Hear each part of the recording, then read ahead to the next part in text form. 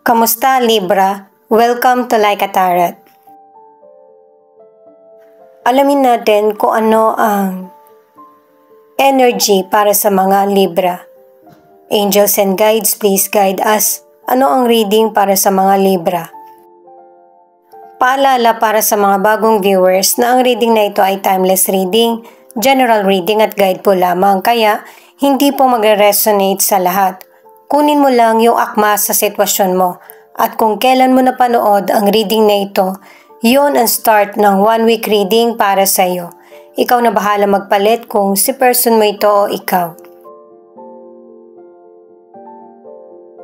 Nine of Swords, Ace of Pentacles at Five of Wands. Itong mga cards mo ipinapakita na masyado kang maraming iniisip. Pinapakita rin na ang ilan sa inyo merong pagdududa at saka hindi klaro sa isip mo. Tingin mo merong inililihim sa'yo. Ito yung nagiging dahilan kaya nagkakaroon ng pagtatalo, lalo na pagdating sa financial or kita. Ang ilan sa inyo sa career, ang advice ng cards ay kailangan mo ng pahinga kasi stressful sa trabaho mo. Mukhang trabaho, bahay, yun na lang yung ginagawa mo. Hindi nakakatulong sa'yo. Pero maganda yung kita mo. Naapektuhan lang yung oras mo sa sarili. Kaya ang ilan sa inyo, may mga hindi ka nakakasundo. Ang ilan naman nai-stress ka kasi sa career mo, merong person na bully. Pero hindi mo pwedeng i-give up yung trabaho mo. Itong Queen of Swords ang nagsasabi na ang ilan sa inyo meron kang gustong patunayan sa person na nagpupursige ka at saka lahat naman ginagawa mo. At base sa card, ayaw mo na may masabi itong person na ito. Pwedeng in-laws mo, person mo, o kaya mga katrabaho. Ang ilan sa inyo single ka man or nasa relationship dahil sa marami kang iniisip, inaalala, nahihirapan kang makatulog. At saka ang ilan sa inyo na nasa relationship, yung person mo good provider. Yun nga lang, ang ilan sa inyo nagkakaroon ng misunderstanding at saka frustration, yung pagkabigo ba. Kasi ang ilan sa inyo, ang person mo, focus na lang siya sa kita or trabaho. Kaya ito yung nararamdaman mo, hindi kayo malapit sa isa't isa. Itong companionship ang nagsasabi na kung merong pagdududa sa'yo, tingin mo meron inililihim, malalaman mo na ito. At kapag nalaman mo na yung katotohanan, matutunan mo tong tanggapin. Kung gusto mo ng buhay paraiso, lumayo ka sa broken dreams, broken promises, yung mga malungkot na sitwasyon.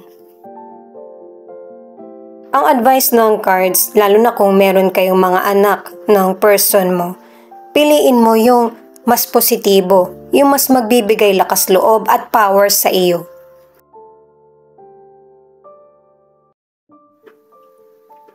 Affirm, your romantic life is going to bloom soon. You will have your soulmate and life will be filled with happiness and love. Single ka man or nasa relationship, ang message ng card na ito, ang ilan sa inyo masyado kang nag-overthink. Na baka nagbago na yung person mo o kaya ang ilang single, hindi naman kayo bagay ng person na yun kasi magkalayo kayo ng edad. Masyadong negative, samantalang ang daming positive na cards na para sa iyo, single ka man or nasa relationship. Sa relationship, ang advice ng cards ay magtulungan. Sa mga single naman, kailangan balansin mo yung sitwasyon mo. Time mo para sa sarili. Knight of Swords, the Hangman at Queen of Cups in reverse. ito naman yung next na mangyayari. Sa mga cards na ito ay pinapakita na kung ano man ang gusot sa sitwasyon mo or sa buhay mo, merong person na mag-aayos nito. Sisikapin na resolbahan. Pwedeng ikaw ito o yung person mo. At saka sa pagresolba sa problems, hindi kailangan magmadali. Ipagpaliban mo muna kung kinakailangan. At saka huwag masyadong mag-focus sa problem. Kasi mas lalong mananaig yung galit mo at saka yung energy mo, masasayang lang. Pero kung gusto mong pag-usapan ito, kailangan yung kalma at saka yung mature. Hindi kailangan pairalin yung emosyon na may pagkakamali ka o may pagkakamali yung person mo. Yung solution ang isipin nyo.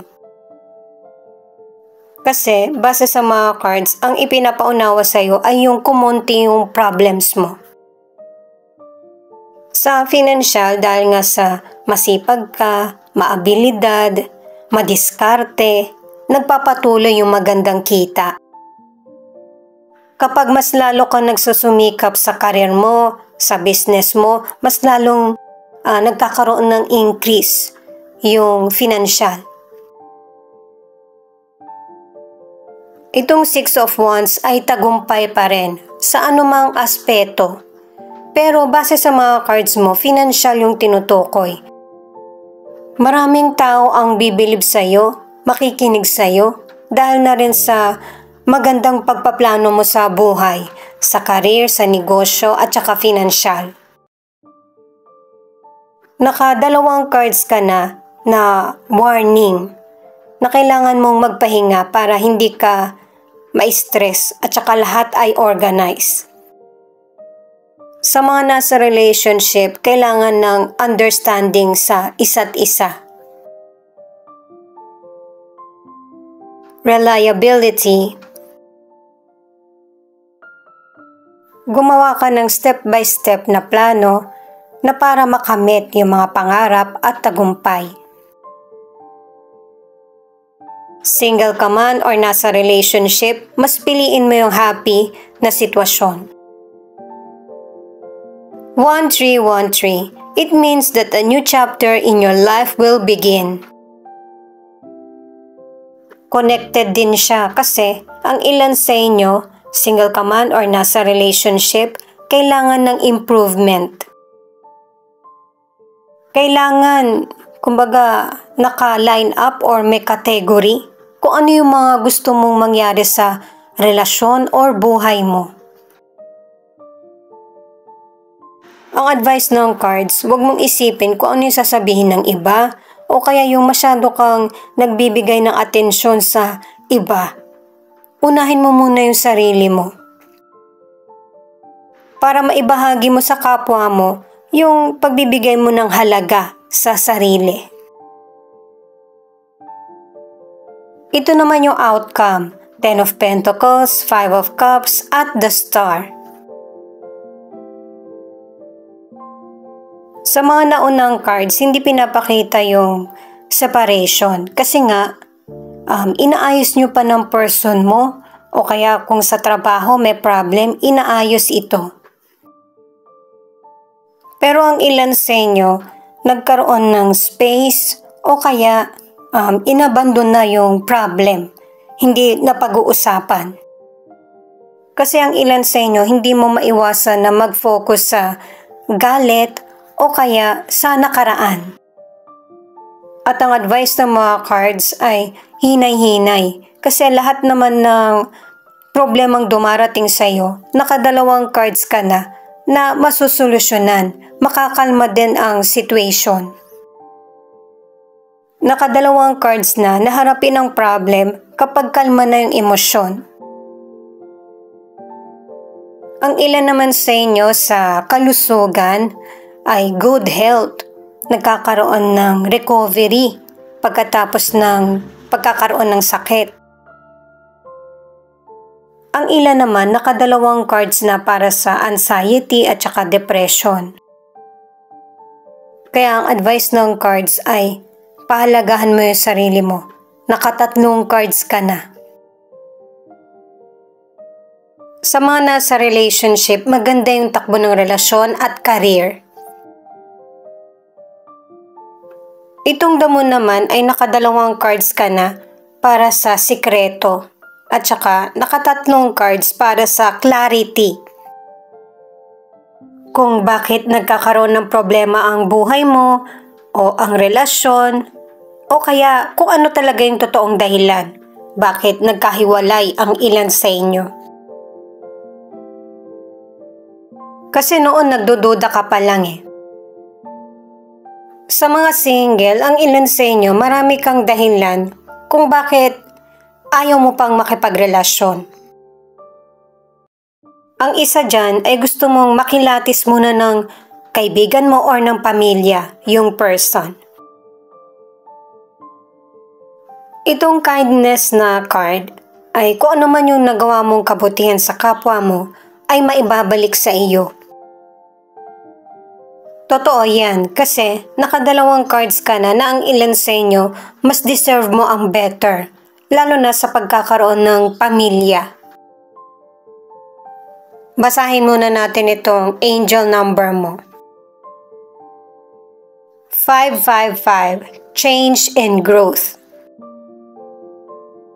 Lalo na sa mga nasa relationship, ito yung kailangan, yung pagbabago at saka adjustment kung kinakailangan. Ituloy ko lang para sa mga single na ang ilan sa inyo ay hindi magtatagal na single ka. Kasi kung ano yung minamanifest mo na gustong makarelasyon, yun yung magkakatotoo. Alamin pa natin yung ibang detalye gamit ang charms.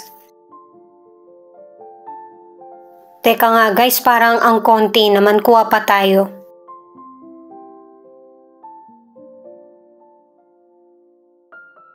Pangatlong word na ito, secret. Akalain mo hanggang dito ipapakita. Ang next naman ay break up. Mukhang ito talaga yung kinahantungan ng ilan sa inyo. Maybe ang ilan sa inyo, ito yung tawagan nyo. Honey. Itong next naman ay dream come true. Kaya magtiwala tayo sa plano ng Diyos sa atin kasi mas marami pang maganda. Huwag kayong mag-isip ng negative kahit na may dumarating na nagpapalungkot sa iyo. Scorpio, general reading ito pero isa ito sa nangunguna sa 12 na zodiac. Ito yung next. Libra, maybe pareho kayo ng zodiac ng person mo o ikaw yung Libra. Ikaw na lang bahalang tumukoy. Itong dress, ibig sabihin meron kayong pinaghahandaan or paghahandaan in the future. O sa mga susunod na buwan na celebration na magpapabago sa buhay mo. Ito yung ibig sabihin ng butterfly. Kasi nagkukonekta yung charms. Ngayon naman, alamin mo kung ito ba yung isa sa letra ng pangalan ng person mo. Tingnan mo na lang kung andito.